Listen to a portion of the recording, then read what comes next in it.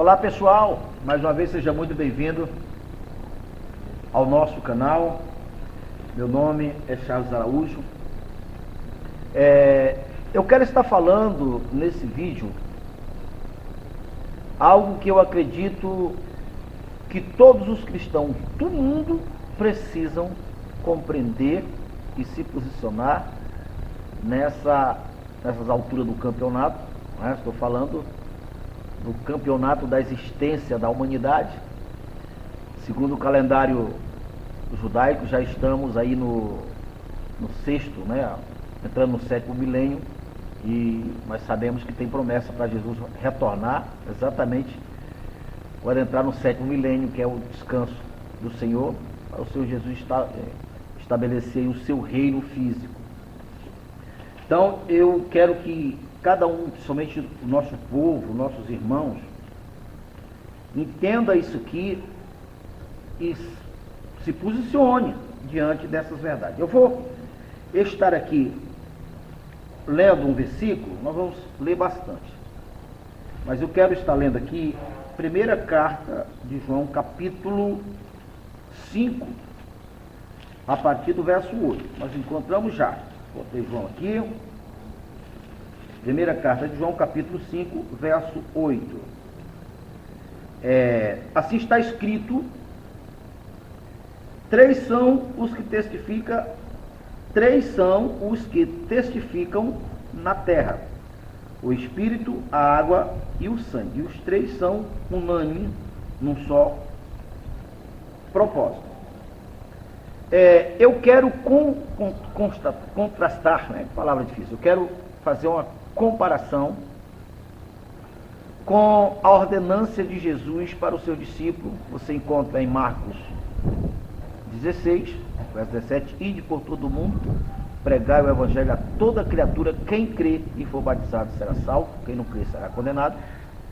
Como também Mateus capítulo 10, verso 7, e ide e pregai assim: é chegado até vós o reino dos céus. Curai os enfermos, purificai os leprosos, ressuscitai os mortos, expulsar os demônios. De graça recebeis, de graça dai. É a orientação de Jesus para os discípulos. E ali nós sabemos que o discípulo, que Jesus já disse mais: chegue diante da casa e pergunte se a casa é digna de vos receber. E diga também para aquela casa que quem receber vocês, recebe a mim, que recebe o Pai que me enviou e eu envio vocês. E quem não recebe, ou quem não receber vocês, não recebe a mim, que não recebe o Pai. Quer dizer, não tem paz. Ou seja, aquela casa que estava debaixo do outro reino, inimigo de Deus, estava tendo a oportunidade de deixar de ser inimigo de Deus para se tornar amigo de Deus. Para quê? Para quando o reino vier, aquela casa não fosse destruída, porque aquela casa tinha feito acordo, aliança com o reino de Deus, através e a partir das duas testemunhas, que no caso, os dois enviados. Quem recebesse os enviados, receberia o próprio Jesus, que receberia Deus. Você observa um texto de Mateus, que lá está muito escrito: a casa que não receber vocês, bata a sandália dos pés como uma forma de protesto. Maior é o rigor para Sodoma e Gomorra do que para aquela cidade, do que para aquela casa, do que para aquele vilarejo que o desprezou, que não recebeu. Você sabe a história de Sodoma e Gomorra. Jó era o único justo, foi tirado para a cidade ser destruída. Então, nós precisamos entender e compreender. Isso não é brincadeirinha. Isso é a coisa mais séria da vida. Isso é a coisa mais importante. Isso Isso é a coisa mais grandiosa que se possa imaginar. Então vamos lá para você entender exatamente esse ponto das 3 testemunhas. Nós lemos, 3 são que testificam. Então, nesse ato aqui, nessa missão, se vê, a princípio, 2 dos 3 testemunhos que falou. 3 testemunhos, você sabe o que é testemunho, tipo assim. Para promover uma pessoa ou para validar um crime de uma pessoa, segundo os costumes de Israel, só seria validado se tivesse a testemunha de 3, de 2 ou mais. Menos de 2 não podia, de 2 ou mais, 3 pessoas. Então, para validar, não é?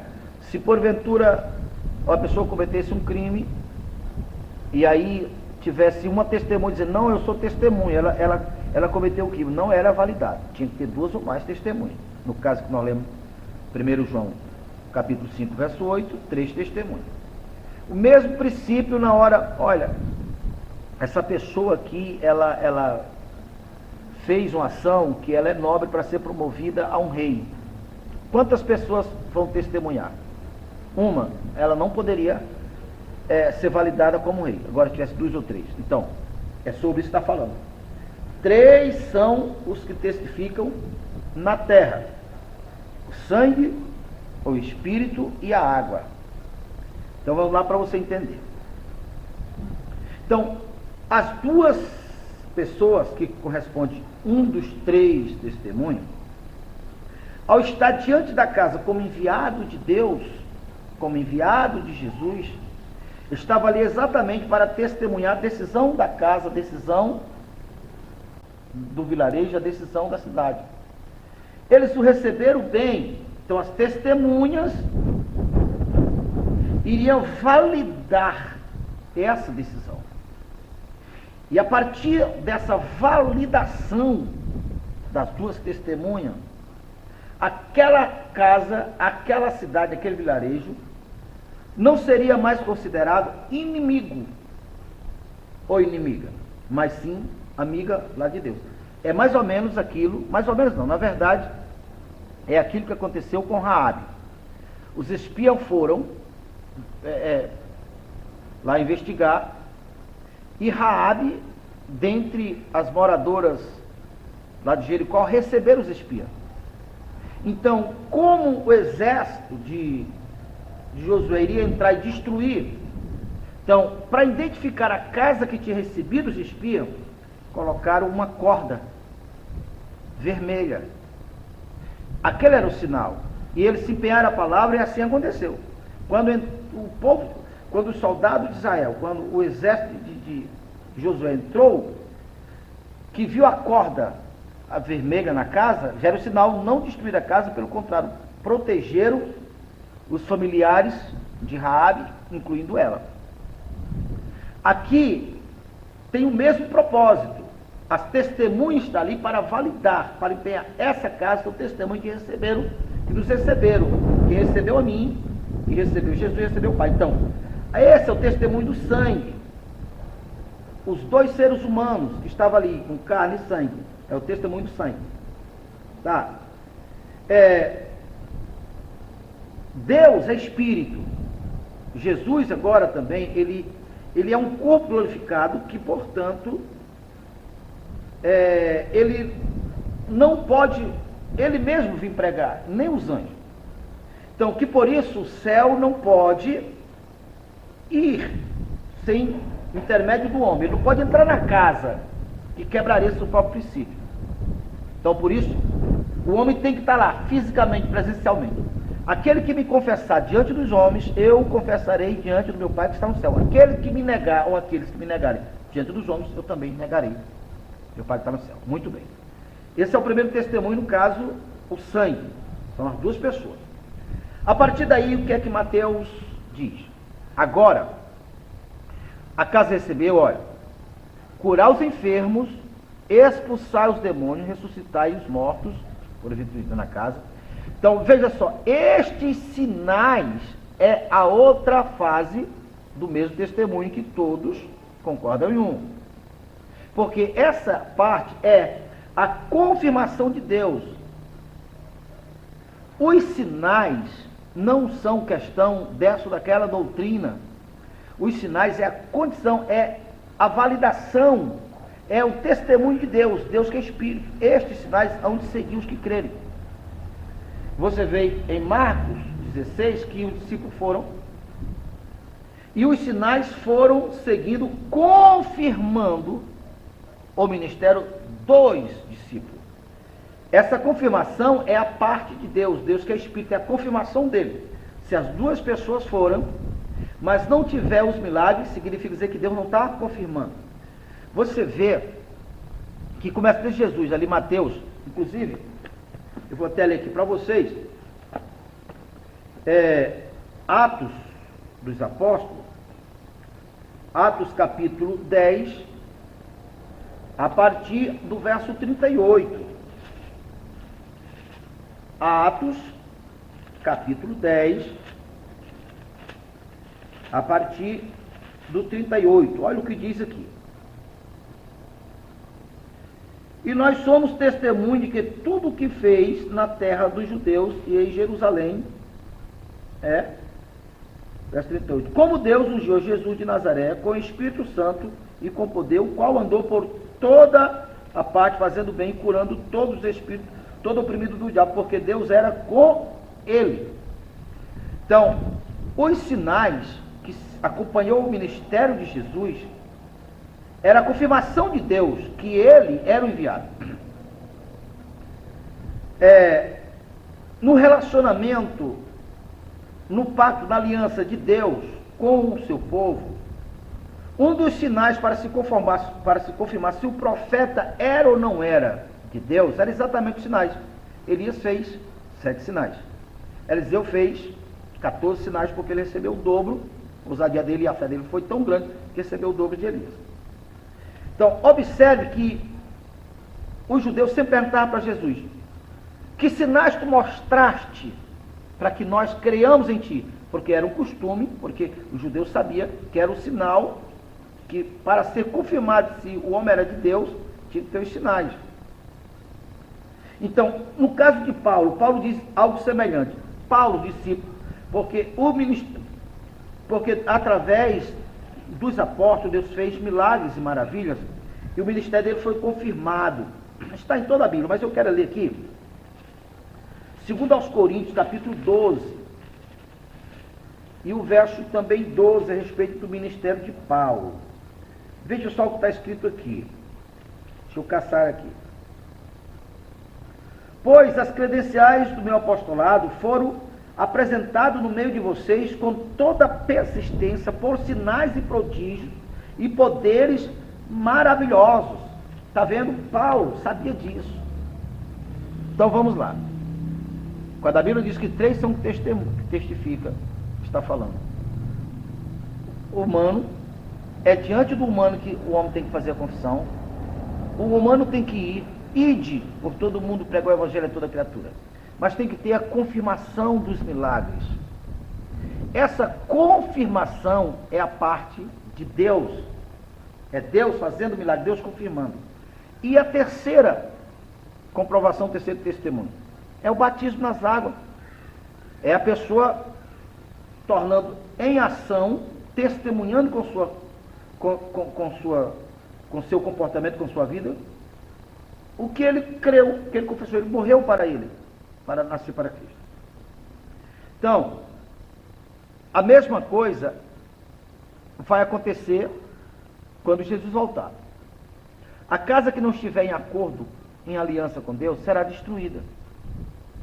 Lembra de quando o povo estava lá no Egito? Moisés disse: coloca o sangue na porta, porque o anjo da morte vai punir o Egito. E a casa que tiver o sangue, o anjo não vai entrar. E não entrou. A mesma coisa vai acontecer nos últimos dias. Deus prometeu salvar o seu povo, proteger o seu povo, levar para um lugar seguro, sim. Mas é preciso que você tenha acordo, aliança com Deus. E essa aliança não é feita tirando o homem, porque aqui o céu pertence a Deus, mas aqui embaixo, Deus entregou aos filhos dos homens. Eu falo e vou continuar falando, mostrando como exemplo. Eu tenho muitas pessoas boas no meu círculo de amizade, até de parentesco, que são pessoas sinceras, são temente a Deus. Mas por alguma razão nada. Porque o que só veio pelo ouvir. Eles ouviram a vida inteira que cura-se milagre é coisa do diabo. Ou outros que a cura e o milagre é prova de Deus. Outros que a cura e milagre é quando Deus quer. Quer dizer, eles têm medo de pedir cura para Deus, eles têm medo de exercer autoridade para mandar Jesus dizer, meu nome é expulse, porque o diabo não é bonzinho. E eles têm medo, eles são inseguros. Então, por causa disto, a sua natureza, a natureza do homem que está sempre preparada para impedir, para livrar a pessoa da morte, da destruição, da dor. Por exemplo, se tivesse uma lâmina aqui na frente, parada, de ponta para mim, e alguém dissesse, anda para frente para tu se furar, é claro que meu corpo não iria, meu corpo iria travar. Quando eu acredito que a cura, o milagre é uma coisa do diabo, meu corpo não quer, eu nunca vou ter a fé, porque não é coisa do diabo, eu não quero a coisa do diabo. Meu corpo, a minha natureza, a minha mente, o meu espírito, vai dizer longe de mim, eu não quero nada que é do diabo. Então, o que acontece? O que acontece é que conheço muitas pessoas boas, morrem consumidos de enfermidade, todo dia indo para a igreja.